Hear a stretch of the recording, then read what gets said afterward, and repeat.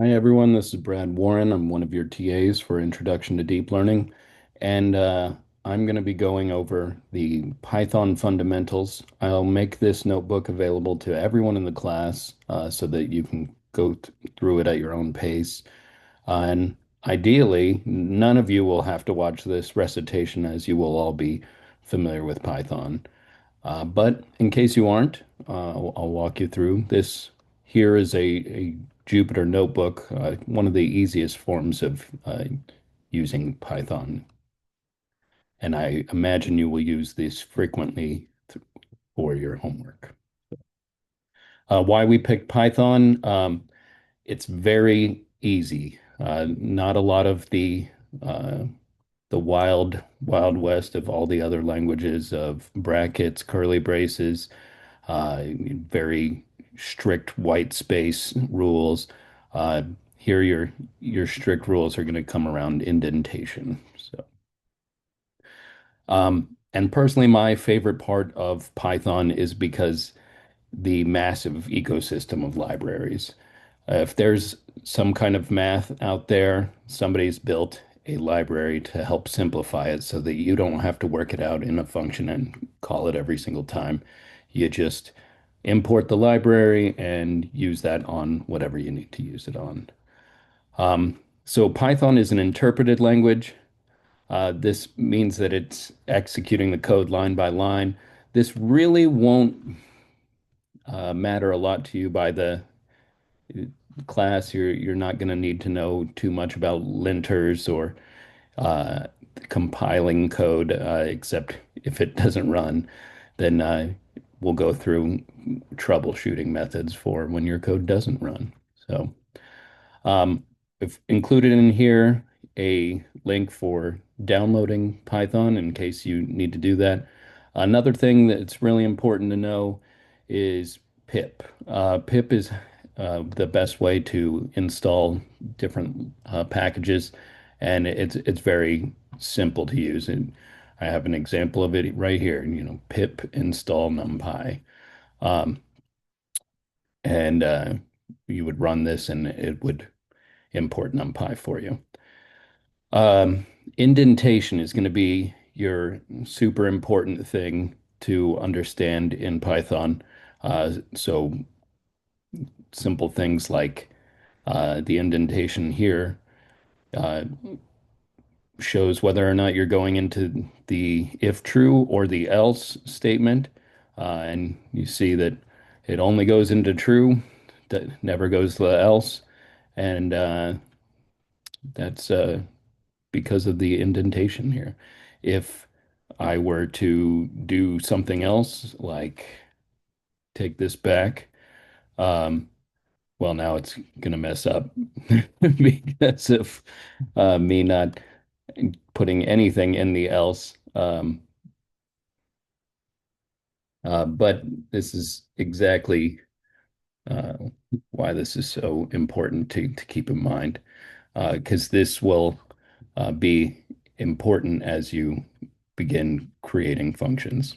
So, uh, other important things you'll see frequently throughout your homework, that this used to show a comment in the code.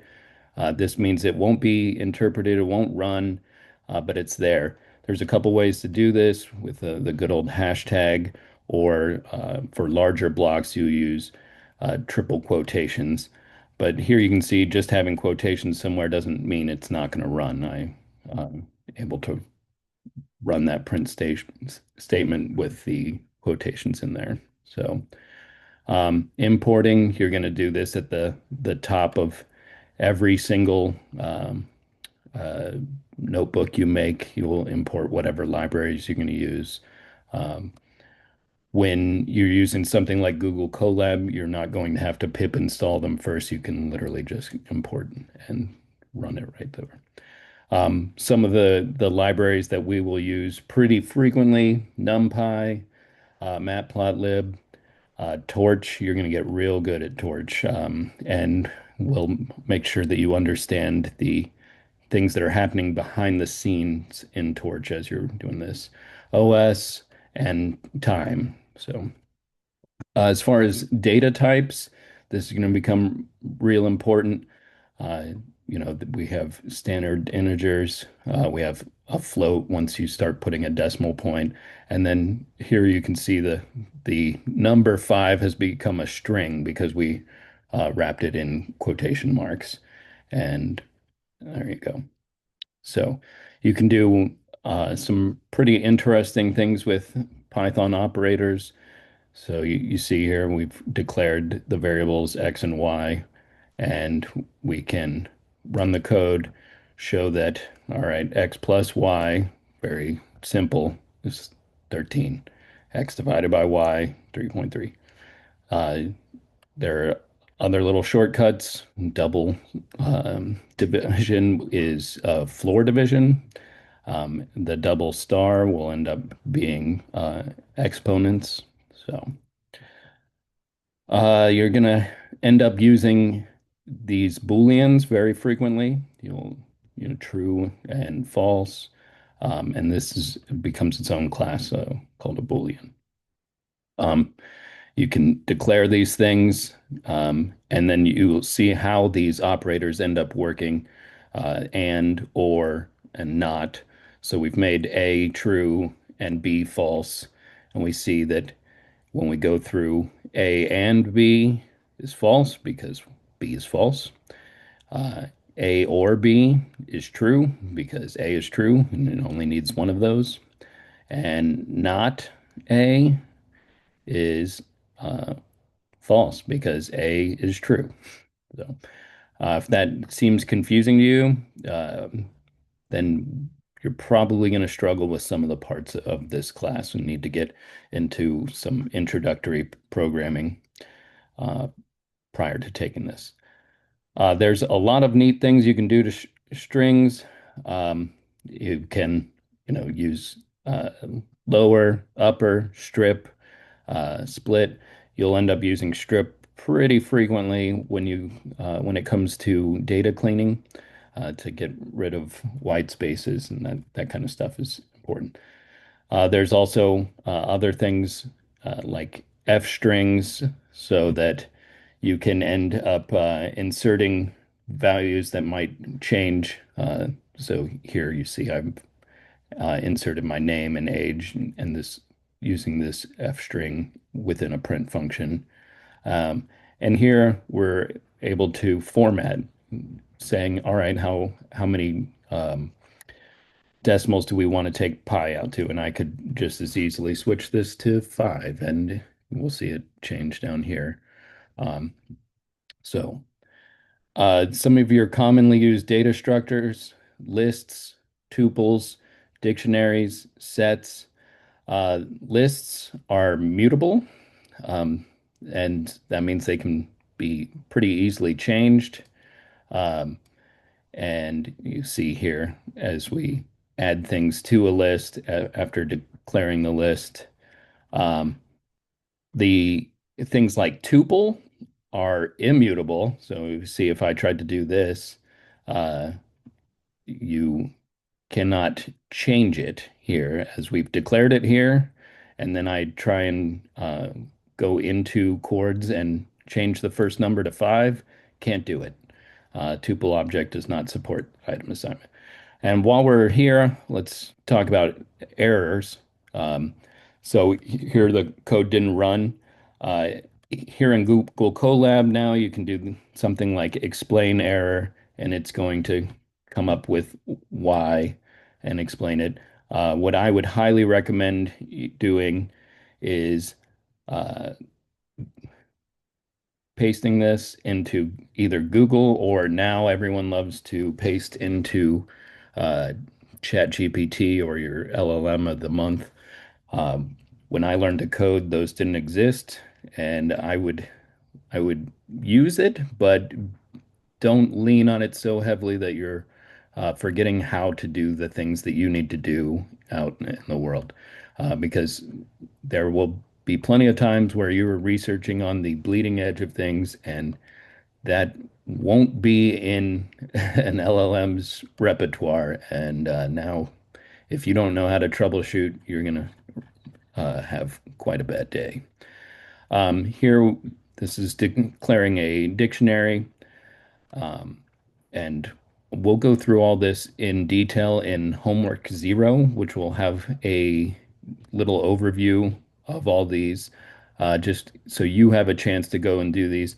I don't think that's going to be a mandatory homework, but it will at least allow you to go, all right, am I going to really have a rough time in this class by struggling through the things that aren't taught in this class?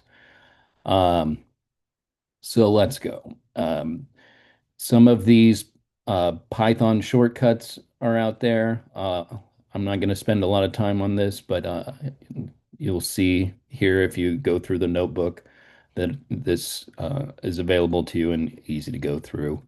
Um, really commonly used in all programming is going to be if statements, elifs, and else.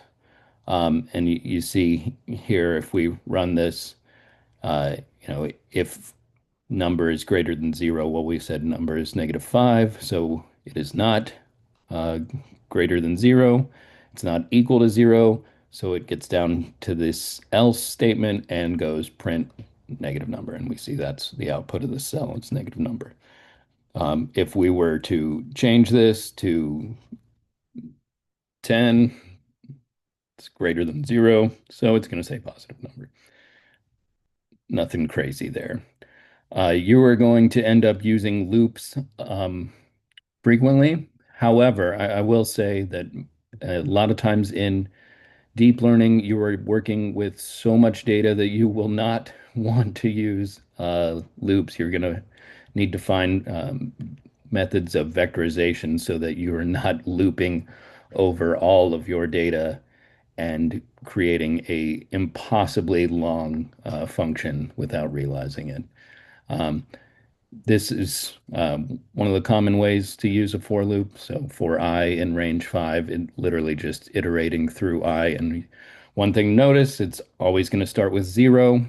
That becomes really, really important um, because you'll see I going through 0 in range 5. It catches 0. It does not catch the number 5. So that uh, is something to keep in mind. If I needed the number 5 to be in this for some reason, I'd have to go up to 6. And there you go. There's while loops. So here you see that it's going down by 1 every time it loops. So 3, 2, 1. And then as soon as that is no longer greater than 0, it stops looping. There are also uh, built-in functions, uh, for I, and then range and enumerate. These are uh, slightly more complicated, but they exist and are you will find yourself using them from time to time. Um, you will frequently need to define your own functions. Here you have this function greet defined, and it is going to uh, take the argument of name, and then it's going to print hello and name. So if we run that function and give it the name Bob, we see that it prints hello Bob. Um, I'm not going to go over type hints, but I do want to include them in the uh, notebook. You will see that this is kind of uh, a cheat code for your IDEs and other checkers. They get ignored at runtime, so if you are wrong, it will still run. Uh, Something important to note, I briefly brought up arguments. Well, there's arguments and uh, quargs, um, which will allow you to do multiple arguments that are called by name, and that this actually uh, becomes really, really useful when you don't know how many variables you're going to end up throwing into this. So And what you end up doing is declaring what you're passing there. So, um, so here you can see that variables are passed by reference. So in this, we've created this list of 1, 2, 3, and then we append 100. We find that 100 will be appended at the end. Um, so, uh, and this was done through a function that we created right there, um, and the named it modify list, and we called it here. So, uh, classes is another very important thing to learn. I'm sure we're going to go over this more in the OOP tutorial. That's object-oriented programming. So I'll just include this in the notebook, but I will not go over it here. We talked briefly about error handling.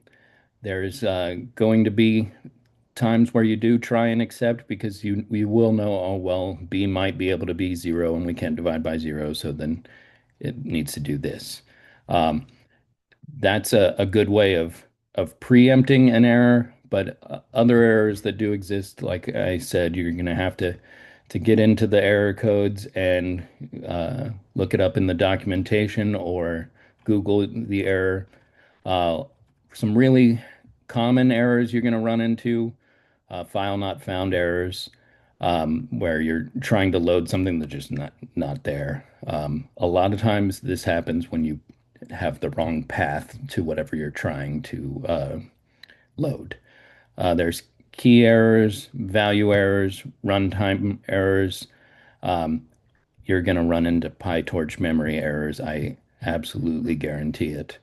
And that'll be the fun of learning this class. Um, File systems, this is when you start using the OS library, and this is something that will really be good to get familiar with as it allows you to play with a lot more than you have just sitting on the screen. When you start having uh, in your notebook, if you've started to needing to save things, needing to upload things, and then read them in, you'll want to be able to stuff like this. Um, you'll also end up a lot of times using paths um, to save and again to read things in, these kind of things. So. There's some commonly built-in functions for Python. Len just gives you the length of a whatever you call it on. Sum to add elements. There's max, min, sorted, um, and zip to combine multiple lists. Uh, I've included a uh, link to the official Python tutorial. Hopefully, this is not something that you need to go into deeply for this class, but if you do, uh, don't worry. I did when I took this class for the first time 5 years ago. Um, and you will be able to do this if you are very diligent. So good luck. You'll be seeing me a lot this semester, and best of luck to all of you.